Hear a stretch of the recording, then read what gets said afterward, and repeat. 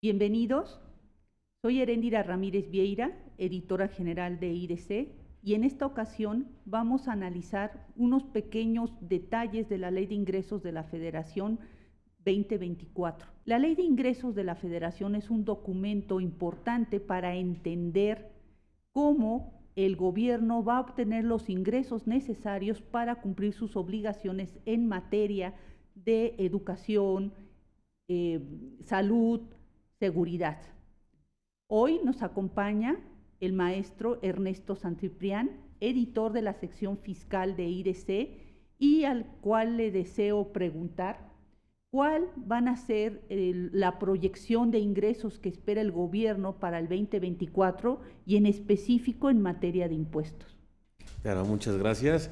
Sí, la Ley de Ingresos de la Federación 2024, un punto bastante crítico, porque de ahí depende mucho del panorama económico que se nos vaya a presentar en el siguiente ejercicio, ¿no? Aquí hay varias cosillas que sorprenden en el tema de qué ingresos esperan obtener para el siguiente ejercicio. Y más partiendo del hecho de que se estima que haya un ingreso o un aumento a los ingresos del 9%, aproximadamente 9.23% para ser exactos, en comparación de lo estimado para el 2023. Esto representa por ahí de un poquito más de 9 billones de pesos los que se pretende recaudar. El tema es cómo se pretende recaudar si no hay un incremento real en los impuestos, no nos aumentaron las tasas, no incrementaron ya sea ni para ISR, IVA y IEPS. Entonces, ¿dónde se espera sacar ese incremento, no? Muchos podrán decirnos que es a través que los ingresos que percibe el Estado pueden ser tributarios y no tributarios, ¿no? Siendo los no tributarios los ingresos por petróleo, entre otros, ¿no? Derechos que te proporciona el Estado. Y los tributarios, pues los que ya conocemos, la recaudación de ISR, IVA, IEPS, impuestos sobre automóviles nuevos, impuestos al comercio exterior, ¿no? Entonces muchos podrán decir que el incremento se va a centrar en los ingresos no tributarios. Sin embargo, sí se espera aumento en ISR en aproximadamente 7.87%. Repito, no hay un incremento real en las tasas, pero sí se espera que se incremente. En IVA, de forma contraria, se espera una reducción del 6.27%. Y uno de los puntos más sorprendentes es en IEPS. En IEPS se espera que haya un incremento del 41.52% en comparación de lo estimado para 2023. Entonces aquí, si no hay un impuesto como tal, todo pareciera indicar que van a incrementar las facultades de comprobación o las facultades de gestión que tanto resultado le ha dado a la autoridad, ¿no? Como pueden ser las cartas de invitación, programa de vigilancia profundas, esos que llegan y te dicen autocorrígete de forma voluntaria. Entonces, por ahí podría ser el tema de donde se espera recaudar mayor impuesto. También un tema, el impuesto sobre automóviles nuevos se planea incrementarse en el 26% en comparación al ejercicio pasado. Y no precisamente esto significa que incremente la venta de carros, ¿no? Sino que los precios también se están disparando un poco. Por lo tanto le pegan a la base. Pues eso es un poco de lo que nos espera para el 2024. Y Ernesto, viendo lo de el ejercicio de facultades de comprobación y de gestión que seguramente va a aplicar la autoridad para el 2024, ¿qué nos puedes comentar sobre la tasa de recargos? ¿Hay algún cambio o seguimos con la misma tasa de recargos? No, la tasa de recargo se va a mantener hasta ahorita en 1.47, como venía manejándose ya bastantes años. Es que en su momento ya parece que fue más de 5 o 6 años que pasamos de 1.13 a 1.47 y se va a seguir manteniendo en el mismo estaño, ¿no? En la misma línea. Gracias, Ernesto. Francisco Brito también nos acompaña, es contador público y coordinador del área de consultoría de IDC. Muchas gracias, Francisco. Generalmente, o casi siempre en la Ley de Ingresos de la Federación, tenemos un apartado de estímulos fiscales. Para el 2024 seguimos con los mismos estímulos, se sigue contemplando ese mismo apartado. ¿Qué nos puedes comentar? Bueno, muchas gracias por la invitación. En ese sentido, en materia de estímulos, continuamos con los mismos. Es decir, todos los que se han venido publicando en los últimos años, vuelven a repetirse este año, donde sobresale el estímulo de minería, derechos de minería, el estímulo del acreditamiento del IEPS para personas físicas con actividad empresarial, el sector agropecuario, y todavía también continúa el estímulo vigente de aquellas empresas que vendan libros, se dediquen a la venta de libros, de poder acreditar hasta el 8% de las deducciones de la compra de libros como parte del costo de ventas. También se mantiene el estímulo derivado de las casetas para aquellos transportistas de poder aplicar el 50% del costo de las casetas. Lo que es importante señalar y que deben recordar el público es que literalmente los estímulos se consideran un ingreso acumulable para la ley de impuesto a la renta. Independientemente que tengamos el estímulo, se consideran un ingreso acumulable, por lo tanto deberían de considerarlo al momento de presentar sus declaraciones. Gracias, Francisco. Ernesto, hubo un punto muy controvertido que presentó el Ejecutivo en la iniciativa de la Ley de Ingresos de la Federación, que fue el incremento de la tasa de retención del ICR en materia de intereses. Aun cuando el legislativo hizo cambios, sigue siendo un punto todavía muy discutido. ¿Qué nos puedes comentar al respecto? Claro, sí, la tasa de interés y la tasa de retención a los intereses bancarios es algo que ha dado mucho de qué hablar, ¿no? Últimamente considero yo que fue porque a falta de una reforma fiscal más estructurada, estamos viendo qué fue lo que puede afectar, no lo poco que puede afectar para el siguiente año, y uno de esos puntos importantes es esta tasa de retención para los ahorradores, ¿no? Por ahí en medios se ha difundido que es un incremento a los impuestos a los ahorradores. Sin embargo, no estaría al 100% de acuerdo, que tiene una parte de verdad, pero no estaría al 100% de acuerdo con esa descripción que incrementó el impuesto, porque hay que recordar que el ISR se causa de forma anual. Este tipo de retenciones que hacen las instituciones bancarias a las inversiones es una retención que el propio contribuyente, persona física, puede acreditarse en anual. Es decir, la persona física va a seguir presentando sus declaraciones anuales en términos del 152, 151 de la ley del ISR, con la misma tarifa, siendo la máxima del 35%, aplicándole el límite inferior y todo lo que ya sabemos, ¿no? De cómo se aplica el mecanismo, y puede acreditarse la retención que le hizo la institución financiera. Entonces el impuesto sigue siendo el mismo, lo que cambia es la retención. Aumente o disminuye, yo la puedo recuperar en la anual.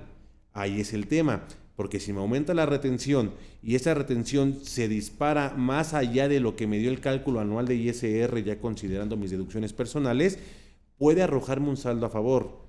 El tema es cómo voy a recuperar ese saldo a favor, con tantas restricciones a la compensación que existen, con los trabas que le ponen a las solicitudes de devolución. Entonces ahí va a estar el tema, ¿no? Otro punto que sí podrían considerar como tal un tema de incremento, las personas que sí lo pueden considerar como un incremento, es que existe la opción de que esta retención se convierta tenga carácter de definitivo.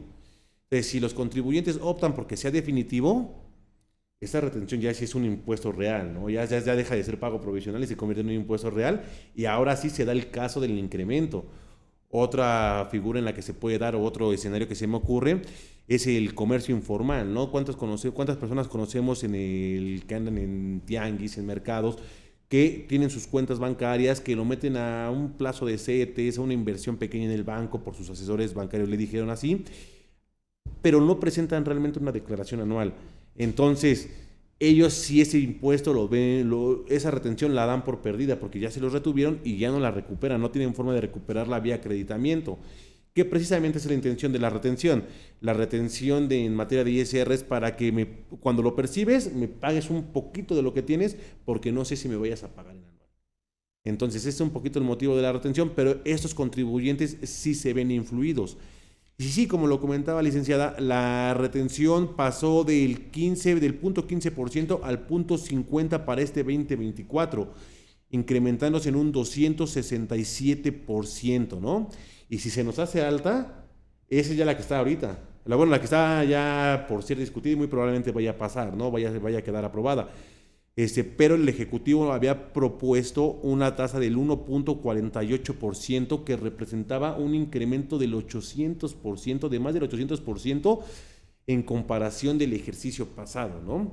Un punto también importante ya para cerrar con este tema, un punto importante es que la tasa de retención se aplica sobre el capital invertido, no sobre la ganancia como algunos podrían asegurar o se podría entender, ¿no? Que el ISR grava sobre la modificación positiva al haber patrimonial. En este caso no, grava sobre la inversión total, sobre lo que invierte, sobre el monto total, lo cual pues hasta cierto punto, así le subas 0.5%, le pega a los ahorradores, ¿no? Y quizás a aquellos ahorradores que retiran su dinero antes de terminar el ejercicio, pues van a haber disminuido probablemente su propio capital, aun cuando al final del ejercicio presenten su declaración anual y lo recuperen vía saldos a favor, el impuesto retenido. Pero es un problema también de flujo de efectivo para los contribuyentes, ¿no? Francisco, cada año se contempla un artículo en el cual se le dan facilidades a los contribuyentes que están sujetos a ejercicio de facultades de comprobación y que tienen que pagar multas por omisión de obligaciones formales en esa materia. ¿Este año se contempla este artículo y cuáles serían esas facilidades? Efectivamente, cada año se publican estas facilidades y otra vez es el artículo 15 de la Ley de Ingresos, el cual establece que aquellos contribuyentes que tengan, por desgracia, el inicio de facultades de la autoridad y les llegan a imponer una multa por una declaración no presentada, algún trámite del RFC, un aviso no presentado, se les va a cobrar una multa. La ventaja que se tiene es que si se les llega a cobrar la multa dentro del ejercicio de inicio de facultades de la autoridad, pero la pagan antes de que se levante el acta final, se tiene un beneficio de pagar solamente el 50% de la multa. En aquellos casos en los cuales se pague una vez que ya se haya determinado el ejercicio final de facultades, pero antes de que ya se llegue a imponer como tal la multa, solamente se pagaría el 60% de la multa. Esos son los beneficios que vienen siendo publicados año con año en la Ley de Ingresos. Y que son muy importantes en virtud de que vamos a ver un ejercicio importante de facultades de comprobación y siempre es importante que tomemos en cuenta que puede haber una disminución de multas, ¿no? Finalmente, y en un tema fuera de la Ley de Ingresos de la Federación para el 2024, ¿qué va a pasar, Francisco, con los contribuyentes que eran del REPECO, que en 2014, que entraron al régimen de incorporación fiscal en ese año y que en este año cumplen el ciclo de los 10 años que establecía la Ley del Impuesto sobre la Renta para abandonar el régimen de incorporación fiscal? ¿Qué va a pasar con ellos? Sí, ese es un tema muy interesante que no se le ha dado la debida importancia. ¿Por qué? Porque a final de cuentas este tipo de contribuyentes efectivamente que en 2013 y 2014 ya pasaron a 2014, perdón, en el régimen de incorporación teníamos 10 años. 10 años para aprovechar todos los beneficios que estaban contemplados en la Ley de Ingresos y en la Ley de Impuesto a la Renta en el artículo 111 en ese ejercicio. Y posteriormente recordemos que en 2021 de las modificaciones que hay en la Ley de Ingresos, donde se les daba los beneficios de tasas reducidas de IVA, de tasas reducidas del impuesto del IEPS, en ese sentido desaparecen y solamente señala ese artículo segundo transitorio de la Ley de 2021 de ingresos que se les va a permitir utilizar los beneficios hasta que termine el plazo vigente del régimen de incorporación. El régimen de incorporación son 10 años.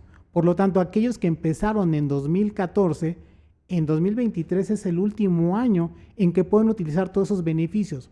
Va a ser un cambio muy drástico para este tipo de contribuyentes. ¿Por qué? Porque automáticamente, ¿qué va a pasar con ellos? Van a pasar del régimen de incorporación a los reciclos, van a pasar al régimen de actividad empresarial, no sabemos. Todavía hay cuestiones que la autoridad nos tiene que indicar cómo va a ser esa modificación. Y de ahí no solamente desprende la modificación, sino también la carga administrativa que se les va a imponer a ese tipo de contribuyentes, porque están acostumbrados simplemente a realizar pagos provisionales bimestrales. A partir de 2024 van a empezar a hacerlos mensuales.